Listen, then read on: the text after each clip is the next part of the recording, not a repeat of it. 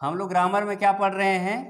स्वर और व्यंजन, जिसको हम लोग कहते हैं इंग्लिश में भावेल और कॉन्सोनेंट। ठीक है, तो देखो हिंदी में कुल होते हैं 52 होते हैं कि नहीं? कुल 52 लेटर होते हैं, 52 वर्ण होते हैं। इसी प्रकार इंग्लिश में कुल लेटर की संख्या कितनी होती है? 26, यानी कि 26 वर्ण होते हैं। और ये वर्ण क्या होते हैं? किसी भी भाषा की जो सबसे छोटी इकाई होती है उसको हम लोग क्या कहेंगे? वर्ण कहेंगे, जिसको अंग्रेजी में हम लोग कहते हैं लेटर्स। और इंग्लिश में इन लेटर्स की संख्या कुल कितनी है? 26। आप लोगों को याद हो गया? इंग्लिश में कुल वर्णों की संख्या कितनी है? 26, यानी कि 26। और ये वर्ण कौन कौन से हैं? A B C D E F G H I J K L M N O P Q R S T U V W X Y Z। ये कुल वर्णों की संख्या है 26। ठीक है, अब इसमें हम लोग छांटेंगे भावेल। क्या छांटेंगे? भावेल। भावेल यानी कि स्वर। स्वर की संख्या कुल कितनी है इंग्लिश में? 5 है। ए है, ई, आई, ओ और यू। यहाँ पर देखो निशान लगाया गया है आप लोगों का, ए, ई, आई, ओ और यू। यानी कि इंग्लिश में केवल स्वर की संख्या, जो भावेल की संख्या है वो कितनी है?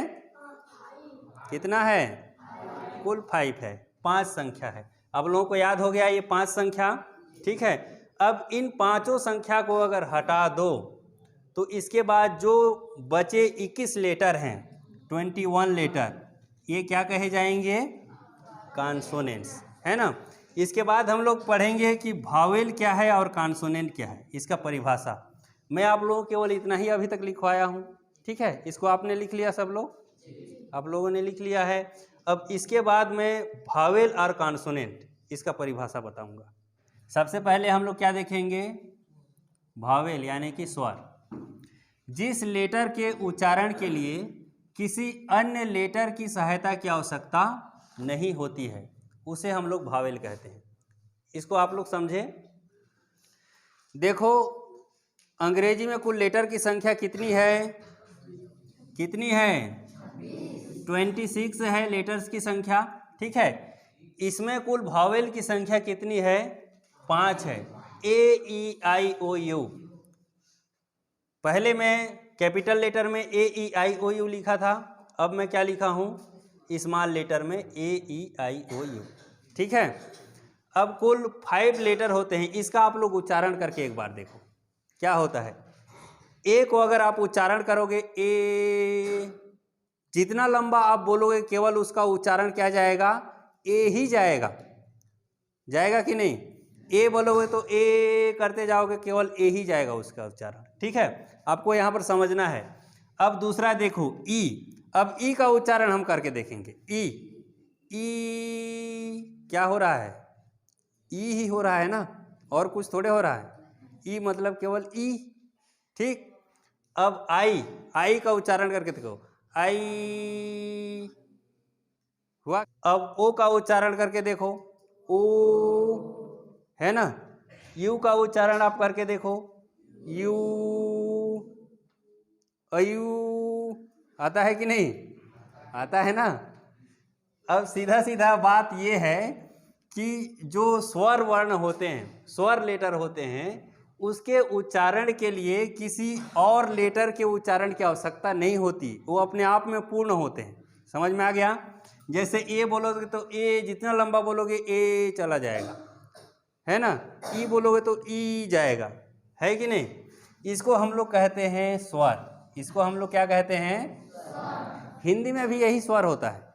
ठीक है, अ, आ, ई, जैसे अ का उच्चारण करो तो अ, आ का उच्चारण करोगे आ, ई का उच्चारण करोगे ई।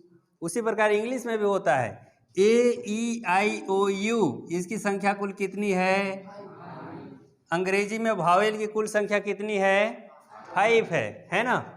अब हम लोग देखते हैं कॉन्सोनेंट यानी कि व्यंजन।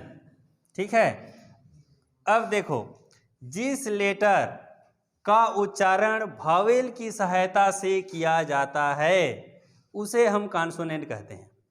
समझ में आ गया? जिस वर्ण का उच्चारण हम लोग क्या करते हैं, स्वर की सहायता से करते हैं, यानी कि ए ई आई ओ यू, इस स्वर की सहायता से करते हैं, हम लोग उसको कहते हैं कॉन्सोनेंट। क्या कहते हैं? आप लोगों को केवल इसको समझना है और कुछ नहीं, ठीक है? अब देखो उच्चारण हम कैसे करेंगे। कॉन्सोनेंट की संख्या कुल कितनी है? 21 है।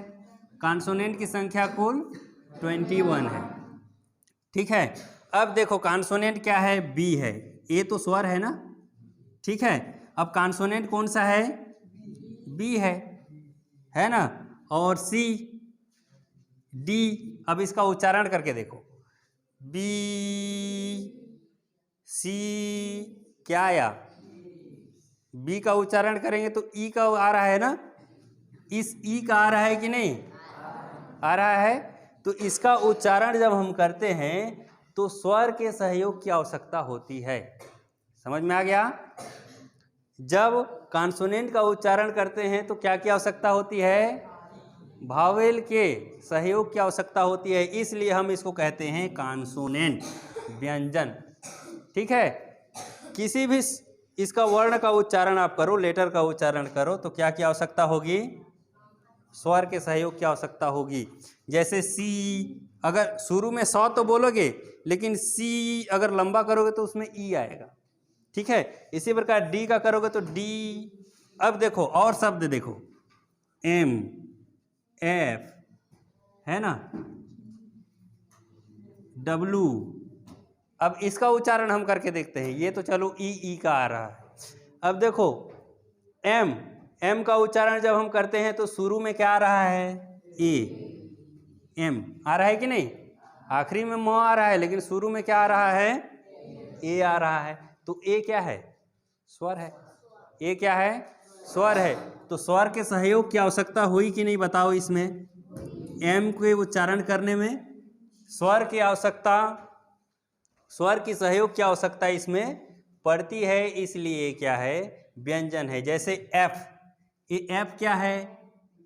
ए और फो, एफ। समझ में आया? और ये क्या है? भावेल है, ठीक है? स्वर और व्यंजन में आप लोग अंतर समझ रहे हो? स्वर क्या है?